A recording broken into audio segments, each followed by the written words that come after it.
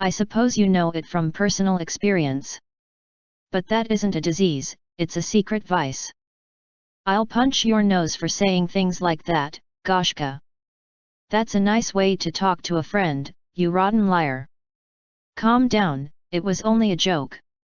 What I wanted to tell you was this: I went to Pazhinsk for Easter, and there was a visiting lecturer there, an anarchist, very interesting he was.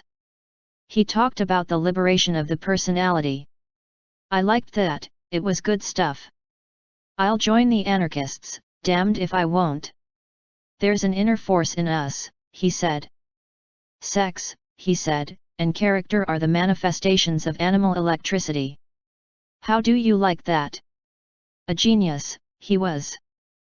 But I'm pretty loaded. People bawling their heads off all around, it's enough to deafen a man. I can't stand it any longer, so shut up, Teryoshka, dry up, I tell you. What you were saying about that electric force, I've heard about that. I was thinking of ordering an electric truss from Petersburg cash on delivery. I saw it in an advertisement. To increase your vigor, it said. But then there was another revolution, so there were other things to think about. Terentchi did not finish his sentence. The roar of drunken voices was drowned by a loud, rumbling explosion not far away. For a moment the din at the table stopped. Then it broke out much louder and more confused. Some people jumped up from their seats, and those who were least unsteady remained on their feet. Others tried to stagger away but slumped under the table and at once began to snore. Women screamed. There was a general uproar. Vilas Pakhomovich stood looking around for the culprit. At first he thought that the rumble had come from somewhere in the village, perhaps even from somewhere quite close to the tables. The veins in his neck stood out, his face went purple, and he bawled. Who is the Judas in our ranks? Who has committed this outrage? Who's been throwing hand grenades around? I'll throttle him with my own hands, the reptile, even if it's my own son. Citizens, we will not allow anyone to play such jokes on us. We must cordon off the village. We'll find the provocateur, we won't let him get away. At first they listened to him. Then their attention was distracted by a pillar of black smoke slowly rising up into the sky from the county office building in Maly-Ermolay. And they all rushed to the edge of the ravine to see what was happening in the valley. The building was on fire. Several recruits, one of them barefoot and naked except for his trousers, ran out of the building with Colonel Strez and the other officers of the draft board. Mounted Cossacks and militiamen. Leaning low out of their saddles and swinging their nagaikas, their horses writhing under them like snakes, galloped back and forth through the village, hunting for someone. Many people were running up the road to Kudini, pursued by the urgent flurry of the church bells.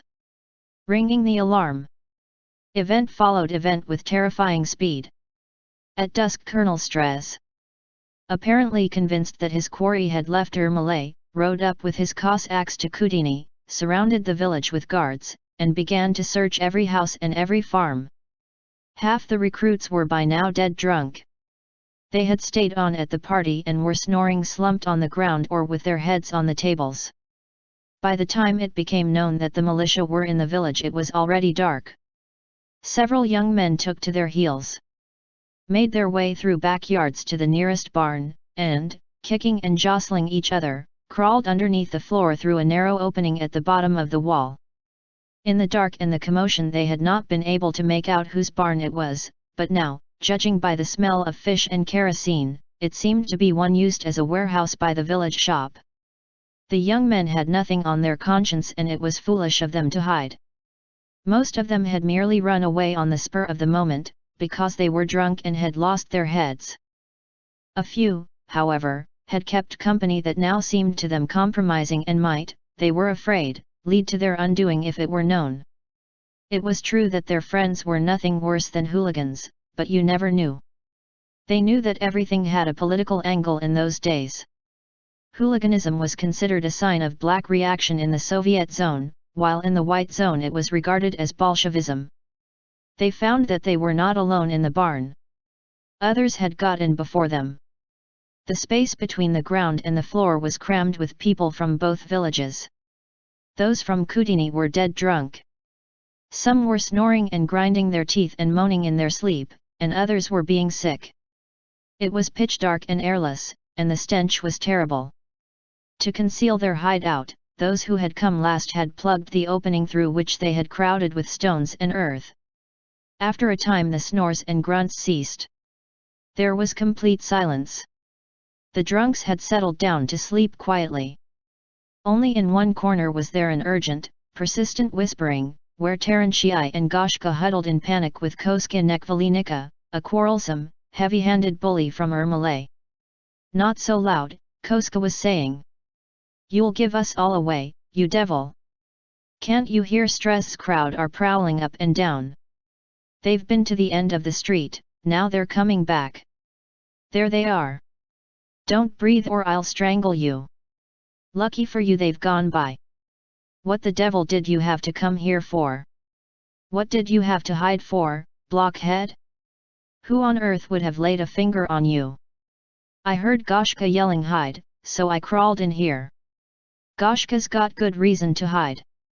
His whole family is in trouble, they're all under suspicion. They've got relatives working at the railway yards in Kadatskoy, that's why. Don't fidget, keep still, you fool. People have been throwing up and crapping all over the place. If you move you'll get the mess all over us. Can't you smell the stink? Do you know why Strez is racing around the village?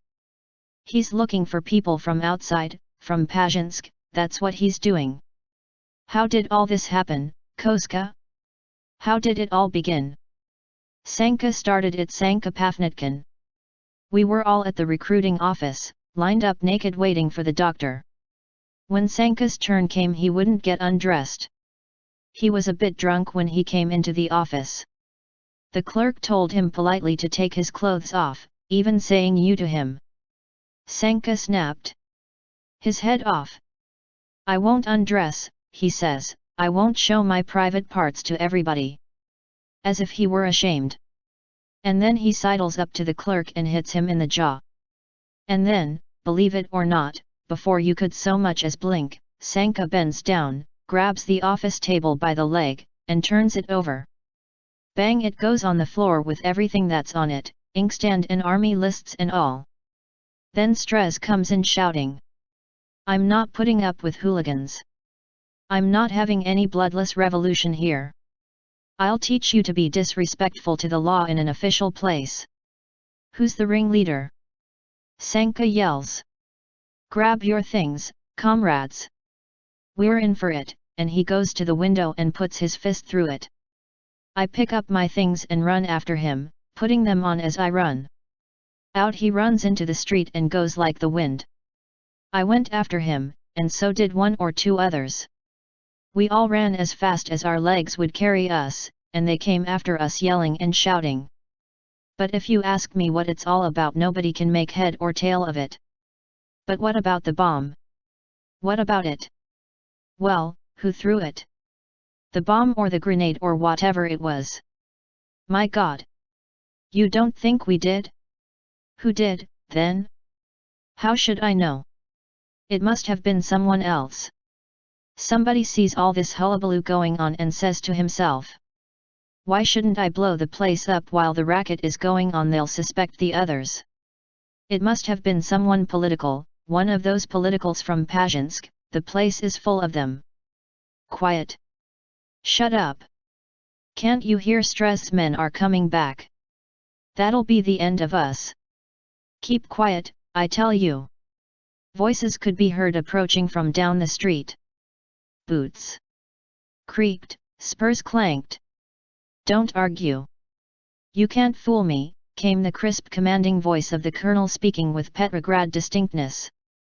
I am certain that there was somebody talking over there. The mayor of the village of Ermolay, an old fisherman, at Vyazistan, said. You might have imagined it, Your Excellency. And why should people not be talking in a village? It isn't a churchyard. Maybe they were talking. People aren't dumb animals. Or perhaps the devil was shaking someone in his sleep. Come, come. Stop playing the village idiot. The devil indeed. You've all been getting too big for your boots here. You'll get so clever you'll talk yourselves into Bolshevism, next. Merciful goodness, how can you say that, Your Excellency, Mr. Colonel? Our village yokels are so ignorant, they can't read the prayer book, what would they want with Bolshevism? That's how you all talk, until you're caught. Have the shop searched from top to bottom. Turn everything inside out, and see that you look under the counters. Yes, Your Excellency. I want Pafnutkin, Ryabik and Nekvalinik, dead or alive. I don't care if you have to dredge them up from the bottom of the sea.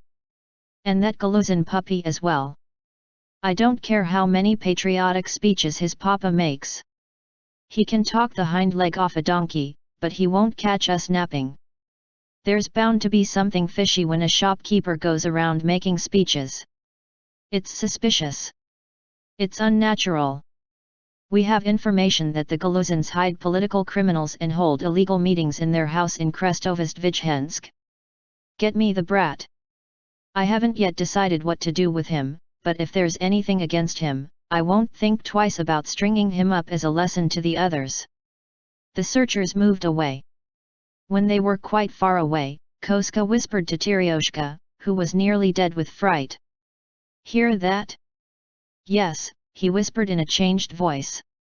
Well, there's only one place for me and you and Sanka and Goshka now, that's the forest. I don't mean we'll have to stay there for good just until they calm down. Then we'll see, we might come back.